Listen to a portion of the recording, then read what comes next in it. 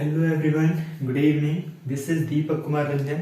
आज मैं आप लोगों के लिए 11th क्लास का हॉर्नबिल बुक का सेकेंड चैप्टर, जिस चैप्टर का नाम है we are not afraid to die if we can all be together. क्या है चैप्टर का नाम? We are not afraid to die if we can all be together. ये हमारा चैप्टर का नाम है जो बुक हॉर्नबिल से लिया गया है। इसके राइटर कौन है? तो वो है Gordon Cook and Alan East. कौन है? तो वो है Gordon Cook and Alan East. चलिए अब हम लोग जानेंगे कि यह स्टोरी किस बेसिस पर है। क्लियर है? यह स्टोरी हमें क्या बताने का प्रयास कर रहा है? First of all we have to know about the Gordon Cook and Alan. ये दोनों कौन है? ये दोनों हैं गॉर्डन कुक हमारा नरेटर है, और जो एलन ईस्ट है वो गॉर्डन कुक का कौन है? तो मैनेजर है। कौन है? मैनेजर। मतलब कि कामों में हेल्प करने वाला या फिर सलाहकार मान सकते हैं। क्या मान सकते हैं? सलाहकार। इसी तरह से हमारा यह स्टोरी स्टार्ट होता है, जिस स्टोरी को स्टार्ट करने का एक निश्चित समय दिया गया है। यह जीवनी स्टार्ट होता है 1976 में। कब? 1976 में। जो अब बात करेंगे क्या कि हम लोगों को इस चैप्टर में किन किन लोगों के बारे में जानना है, मीन्स कि कैरेक्टर के बारे में। किस चीज के बारे में? कैरेक्टर्स। आखिरकार इस स्टोरी में कौन कौन से कैरेक्टर्स हैं और कौन कौन से इंपॉर्टेंट कैरेक्टर्स हैं। ठीक है, चलिए जानते हैं। फर्स्ट है कैरेक्टर्स में हमारा नरेटर। नरेटर कौन? नरेटर है हमारा गॉर्डन कुक। यह स्टोरी एक तरीके का ऑटोबायोग्राफिकल स्टोरी है। कौन सा है? ऑटोबायोग्राफिकल। ऑटोबायोग्राफिकल मीन्स कि जिसमें जिस स्टोरी में एक कैरेक्टर या फिर मेन कैरेक्टर खुद ही होना। समझ में आ गया? इसे बोला जाता है ऑटोबायोग्राफिकल, जिसमें अपने ही जीवनी के बारे में बात करेंगे। तो ऐसा देखा जा रहा है क्या कि इस स्टोरी में गॉर्डन कुक अपने ही बारे में बात करेंगे। चलिए, नरेटर के बाद आती है नरेटर्स वाइफ, मतलब कि गॉर्डन कुक की पत्नी, जिनका नाम है मैरी। क्या नाम है? मैरी। क्या नाम है? मैरी नाम है। उसके बाद आता है कि उनके बेटे, नरेटर के बेटे, जिनका नाम है जोनाथन। क्या नाम है? जोनाथन नाम है। उसके बाद उनकी डॉटर, जिनका नाम है सुजैन। जोनाथन हमारे 6 ईयर ओल्ड हैं, और हमारी सुजैन वो है सुजैन कितनी ईयर्स ओल्ड? 7 years old. चलिए ठीक है। यह स्टोरी स्टार्ट होता है प्लेमाउथ, इंग्लैंड में। कहां से? इंग्लैंड में। और ये स्टोरी एक तरह से वॉयैग स्टोरी है। कौन सा? वॉयैग। वॉयैग उसको बोला जाता है जो पूरी दुनिया घूमने का दिलचस्पी रखता है, पूरे विश्व को घूमना चाहता है, और उस चीज को, और वो किस थ्रू? तो वो पानी के जरिए। पानी के जरिए का मतलब कि पूरे शिप के थ्रू वो पूरा वर्ल्ड घूमना चाहते हैं। अब इस स्टोरी में क्या क्या होगा ये ध्यान में देते हुए हम लोग आगे देखते हैं। First of all Gordon Cook के बारे में हम लोग पढ़ेंगे। किनके बारे में? Gordon Cook. ये एक 37 साल के व्यक्ति है जो एज अ बिजनेसमैन भी फेमस हैं। क्लियर है? इसके बाद ये अपने लाइफ को ही डिस्क्राइब करते हैं इस स्टोरी में। किसको?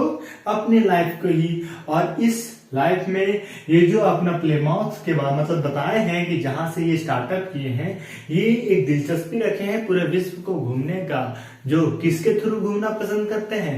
एक शिप के मदद से, मतलब पानी जहाज के मदद से। क्लियर है? आगे बोलते हैं क्या कि ये डिसाइड करते हैं कि ये इंग्लैंड टू ऑस्ट्रेलिया, कहा? इंग्लैंड टू ऑस्ट्रेलिया जाएंगे। कैसे? बाई शिप से। एज अ 1015 मतलब कि लगभग 1000 किलोमीटर एबव ये शिप के थ्रू डिस्टेंस तय करेंगे। किसके थ्रू? शिप के थ्रू। अब आते हैं क्या ये शिप इनको मदद करेगा? क्या इनका जो शिप है वो उस लेवल का होगा जो पूरी दूरी को अच्छे तरीके से तय कर सके? और वो ऐसा तो नहीं है कि हमारा पूरा ओशियन शांति से रहे, कुछ ना कुछ लहरें वगैरह आती होंगी शायद, या फिर नहीं भी। अब आते हैं इसमें next to crewman. To crewman होता है क्या कि जो बोट चलाने में या फिर जो शिप चलाने में आगे हो, मतलब जिन्हें शिप चलाने का नॉलेज हो, उन्हें बोला जाता है क्रूमैन। जो कौन लोग हैं, तो वो है Larry Vigil and Swiss Herb Seigler. कौन है, लैरी विगिल और स्विस हर्ब साइलर। ये दो व्यक्ति हैं जो क्रूमैन है, जिनको कौन लाए हैं, तो इनको लाए हैं हमारे गॉर्डन कुक ने। क्यों, क्योंकि इनके साथ ये भी क्या करेंगे, शिप चलाएंगे और इनके साथ ये दूरी तय करने में साथ निभाएंगे। चलिए नेक्स्ट आता है हमारा इंपॉर्टेंट चीज। जो इंपॉर्टेंट चीज क्या है, हमारा शिप, मतलब जब पानी जहाज हो तभी तो। पानी जहाज का नाम है हमारा वेव वॉल्कर। क्या नाम है, वेव वॉल्कर। एक बहुत ही बड़ा पानी जहाज का नाम है जिनका नाम है वेव वॉल्कर, मतलब शिप का। और इसी थ्रू ये वॉयेज करेंगे, मतलब कि पूरे ओशियन के थ्रू ये पूरे विश्व को घूमना चाहते हैं। क्यों, क्योंकि ये एक तरीके का कॉपी है।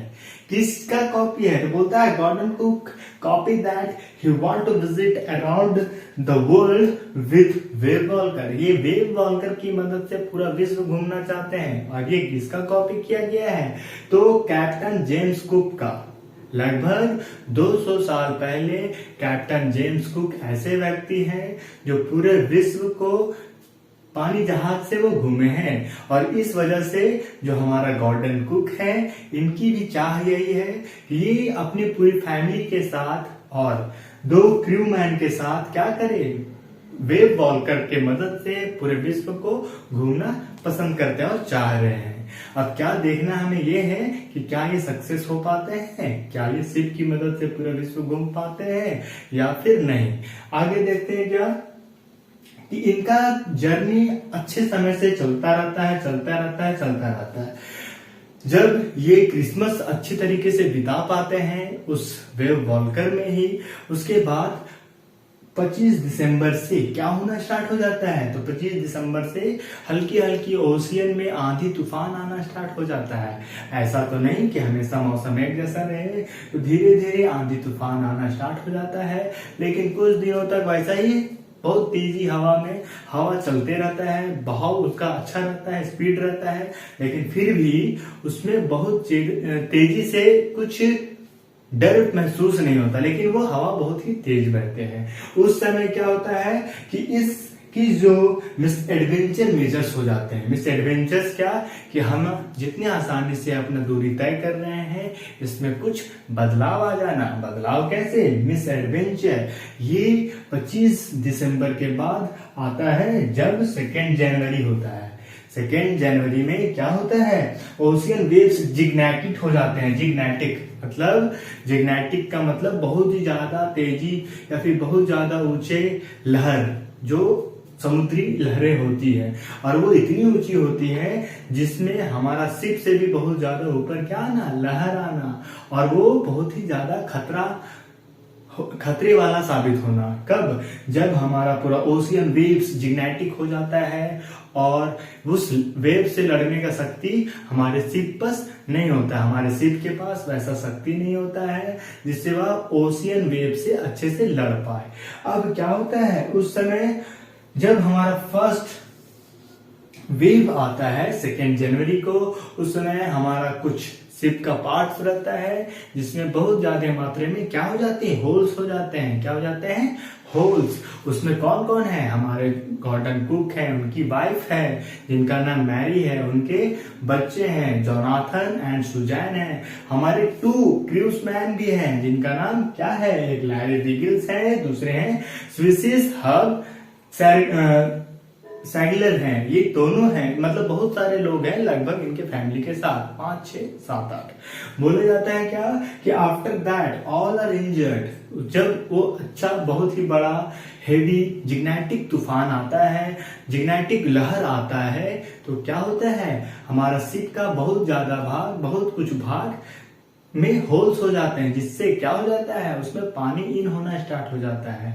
और जैसे जैसे लहर का पानी बोट में आते जाता है, धीरे धीरे बोट का स्ट्रक्चर डाउन हो जाता है। एक साइड क्या हो जाता है, डाउन हो जाता है, जिससे लोग इधर उधर हो जाते हैं। उस समय जो हमारा गॉर्डन कुक रहते हैं वो क्या करते रहते हैं, बोट को चलाते रहते हैं, लेकिन अचानक वो एक झटके से पानी की लहर से वो इतने दूर जाके टकराते हैं जिनकी वजह से उनकी माथे में, उनके सर में चोट लग जाती है और वो पानी में गिर जाते हैं। और उस पानी में गिरने के दौरान उनको हर चीज क्या दिखने लगता है, धुंधला।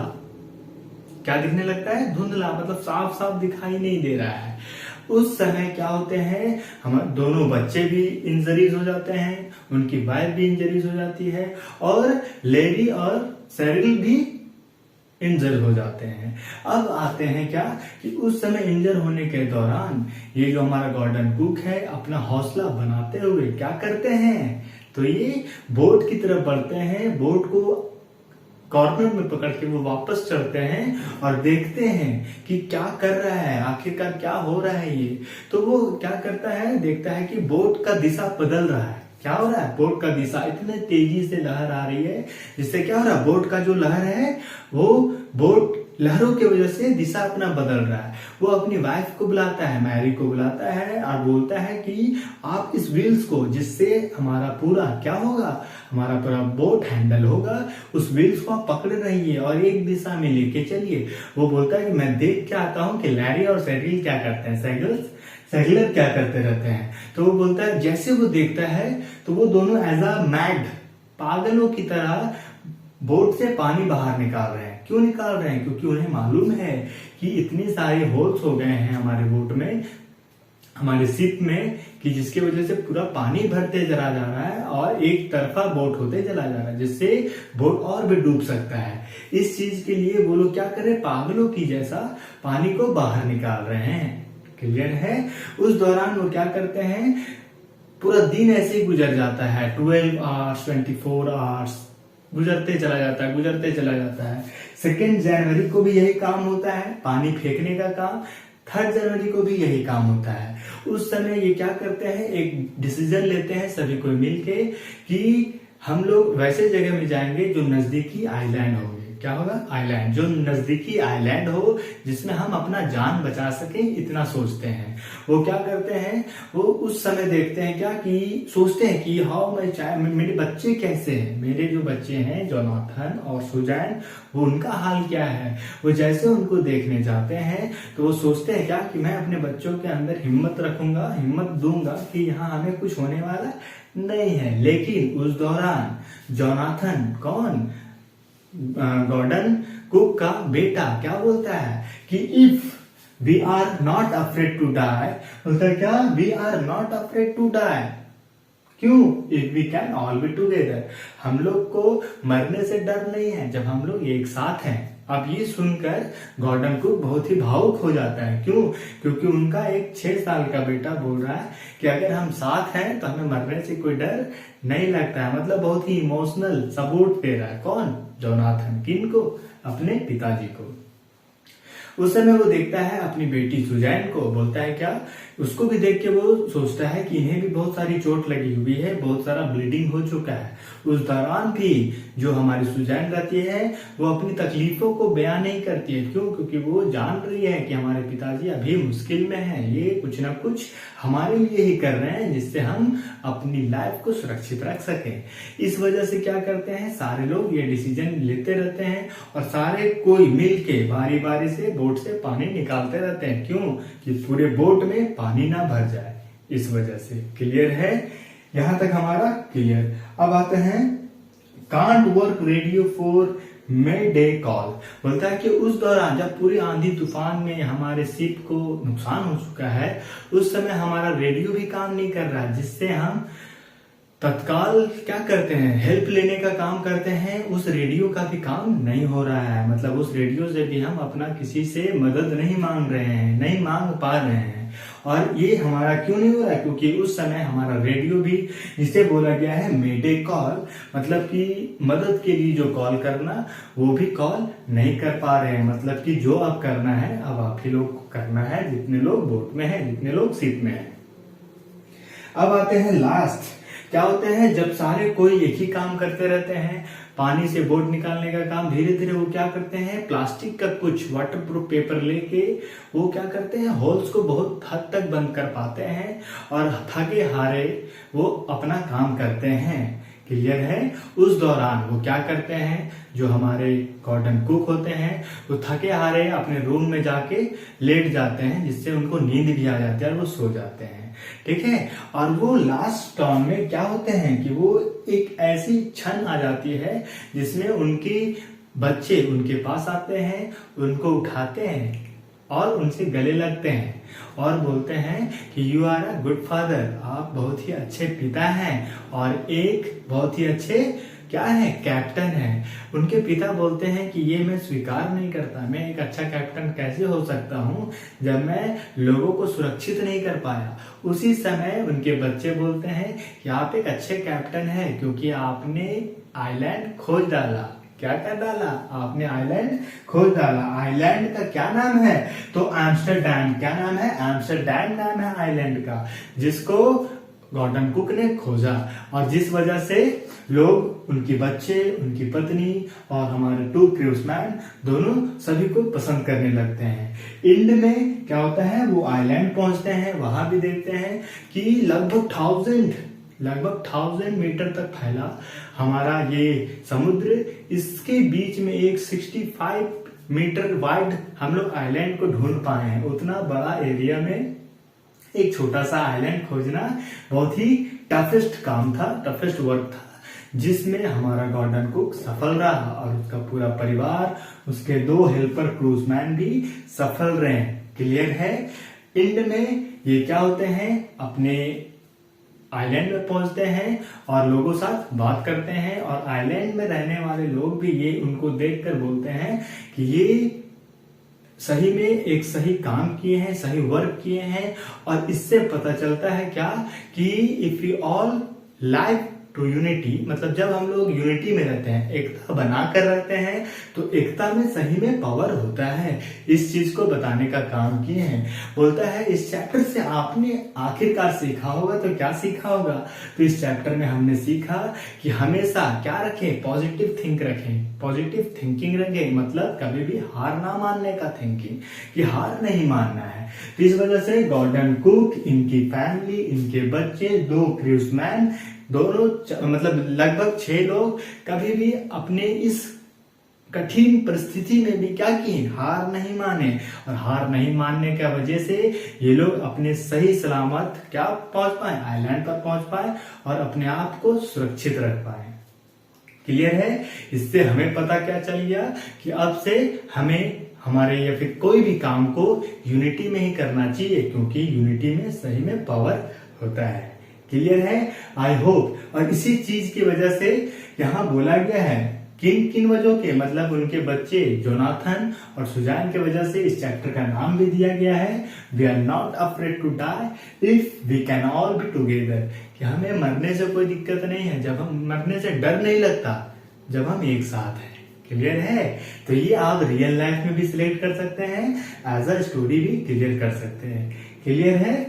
आई होप आप लोगों को यह वीडियो पसंद आया हो, और इस वीडियो को अगर पसंद किए हो तो प्लीज लाइक कीजिए, शेयर कीजिए, सब्सक्राइब कीजिए और कमेंट कीजिए। Thank you.